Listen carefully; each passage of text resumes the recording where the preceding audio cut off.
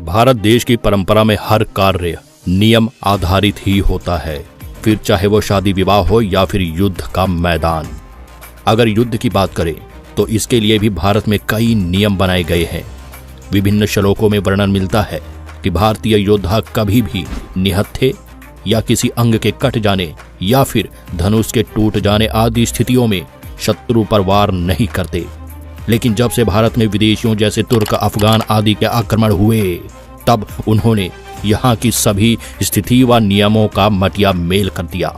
उन पर क्रूरता इस हद तक हावी हो गई थी कि युद्ध के समय ना तो दिन देखा न रात, और ना ही वृद्ध स्त्री या बच्चों को।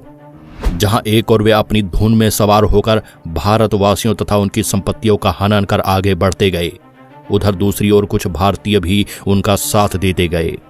ऐसे ही कुछ व्यक्ति आज भी मौजूद हैं जो यह मानते हैं कि रामायण और महाभारत केवल एक कहानी है, ना कि कोई सच्चाई, क्योंकि उन्हें लगता है कि यह मध्यकाल में घटित हुई कुछ घटनाएं हैं। तो उन्हें बता दे कि जब से सभ्यताओं का प्रारंभ हुआ था, उसी के साथ ही हमें रामायण और महाभारत के साक्ष्य देखने को मिलते हैं। जहां राम रावण युद्ध, गीता के अंश, श्री कृष्ण के द्वारा अर्जुन को दिया जा रहा गीता ज्ञान आदि के बहुत से अवशेष व ग्रंथ हमें देखने और सुनने को मिलते हैं। प्राचीन समय में न्याय व्यवस्था भी इतनी सुदृढ़ थी कि सत्य और न्याय की रक्षा के लिए ना तो परिजनों को देखा जाता था और ना ही बाहरी लोगों को। जैसे रामायण में श्री राम ने माता सीता की रक्षा व सत्य की स्थापना के लिए भारत से बाहर जाकर रावण का वध किया था। ठीक उसके विपरीत जब महाभारत में स्वयं के ही परिवारजन राक्षसों के जैसा बर्ताव करने लगे, घर की स्त्रियों पर बुरी नजर डालें, तो स्वयं के भाइयों अर्थात पांडवों द्वारा वध होना निश्चित था। हमारा भारत प्रारंभ से ही शास्त्र और शस्त्र दोनों पर आधारित रहा है। सत्य की स्थापना के लिए हमें जो भी आवश्यक लगा, हमने उसका पूर्ण रूप से उपयोग किया। बौद्धिक और आध्यात्मिक रूप से तो हम पहले से ही धनी थे। उधर मध्यकाल में जब 1026 ईस्वी में महमूद गजनवी सोमनाथ मंदिर को लूटने आया, तब बहुत से लोगों ने अपनी ग्रंथ रचना व साहित्य की ओर लगन के कारण इस ओर ध्यान ही नहीं दिया, जिसके कारण उसने न केवल सोमनाथ मंदिर को लूटा बल्कि हजारों लोगों की जान भी ली। यहां आकर उन विदेशियों ने देखा कि भारतीयों के पास ज्ञान की कोई कमी नहीं है, जबकि वे तो केवल एक किताब पर आधारित थे। इसीलिए फिर 1199 ईस्वी में खिलजी के आक्रमण ने हमारे नालंदा विश्वविद्यालय जैसे बौद्धिक केंद्रों को जला डाला। इस आग से इतने ग्रंथों तथा ज्ञान की हानि हुई जिसकी भरपाई हम कभी भी नहीं कर पाएंगे। लेकिन इतना सब होने के बावजूद आज भी हमारे पास इतने ग्रंथ बचे हुए हैं जिनका अध्ययन जिंदगी भर में पढ़ के भी पूरा नहीं कर पाएंगे। फिर तैमूर वंश के आने से तो भारत की स्थिति और भी ज्यादा बदतर होती गई। हालांकि बाबर के पुत्र हुमायूं के समय भारत पर अफगानों का राज था, जिस कारण उसे यहाँ से भागना पड़ा। लेकिन फिर हुमायूं के पुत्र अकबर ने अपनी वीरता व कूटनीति से काम लिया, जिस कारण वह राजपूतों से मित्रता कर भारत में प्रवेश कर गया। हालांकि उसने जजिया कर और तीर्थ कर जैसे करों को तो हिंदुओं के लिए माफ कर दिया था, जिससे हिंदुओं के प्रति बर्बरता में कुछ कमी आई। लेकिन यह पूर्ण सत्य नहीं है, क्योंकि हमें बहुत से वर्णनों में यह मिलता है कि अकबर ने भारत को मुस्लिम राष्ट्र बनाने की बहुत कोशिश की, एड़ी चोटी का जोर लगा दिया।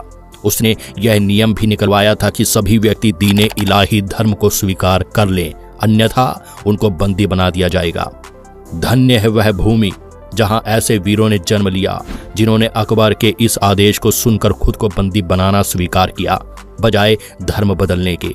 हालांकि बीरबल इसके अपवाद हैं।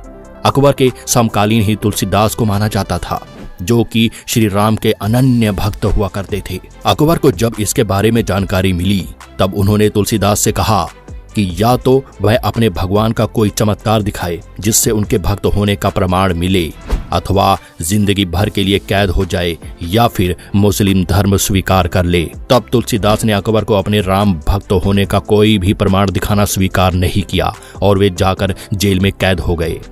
सूरदास के शिरोमणि कवि माने जाने वाले तुलसीदास की भक्ति तथा काव्य शक्ति के बारे में विसेंट स्मिथ लिखते हैं कि तुलसीदास अकबर के समकालीन थे, जो कि अकबर से भी महान थे। कवित्री महादेवी वर्मा भी लिखती हैं कि जब तलवारों का पानी उतर गया, शंखों का घोष विलीन हो गया, तब भी तुलसी के कमंडल का पानी नहीं सूखा। उसने बहुत कोशिश की कि हिंदुओं को क्रोध के बजाय तर्क से मना लिया जाए, जिसके लिए अकबर ने बहुत सी पुस्तकों का पारसी में अनुवाद भी करवाया, लेकिन वह सफल नहीं हो सका। महाराणा प्रताप जैसे बहुत से राजाओं ने जीवन भर जंगल में रहना और घास खाना स्वीकार किया, बजाय मुस्लिमों की अधीनता स्वीकार करने के।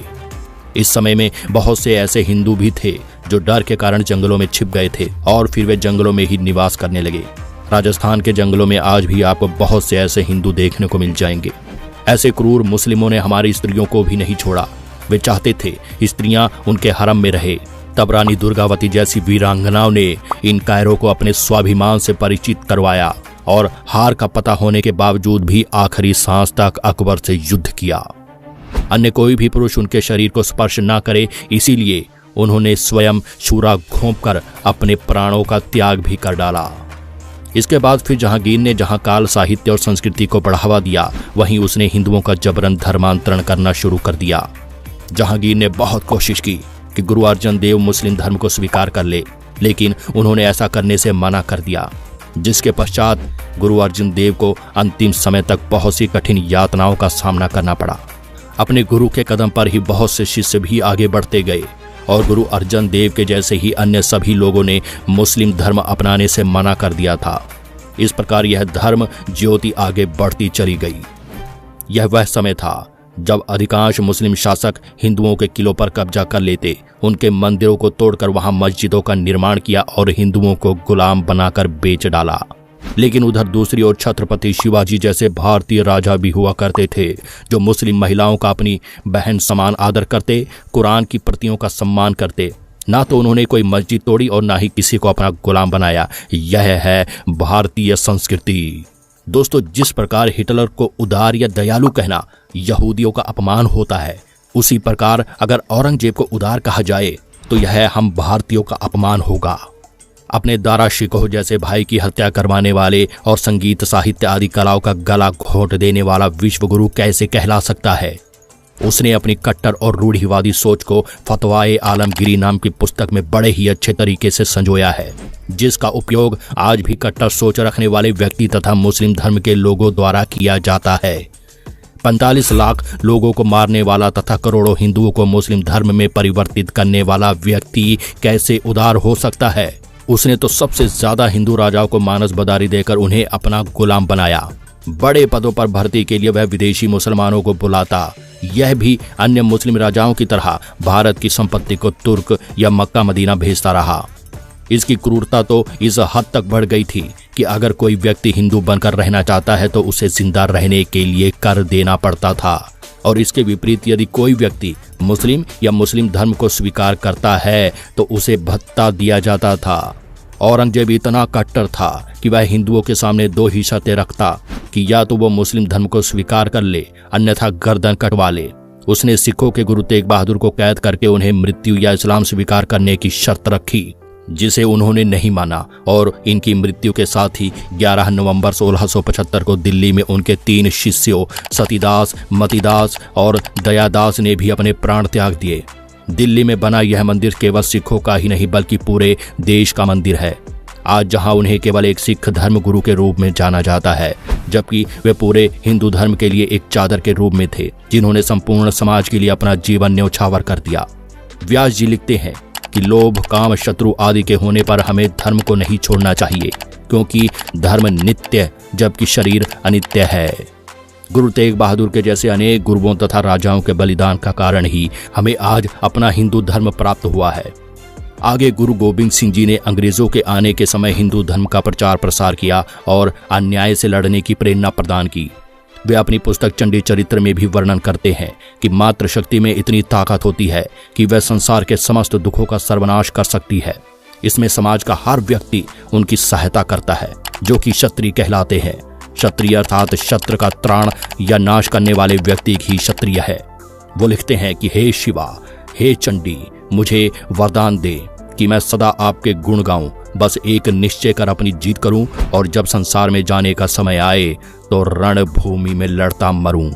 ऐसे देशभक्त जिन्होंने अपने पिता की हत्या, जहां तक कि अपने 5 और 8 साल के बच्चों को दीवार में चिनवा देने के बाद भी उन्होंने अपना धर्म तथा देश नहीं बदला।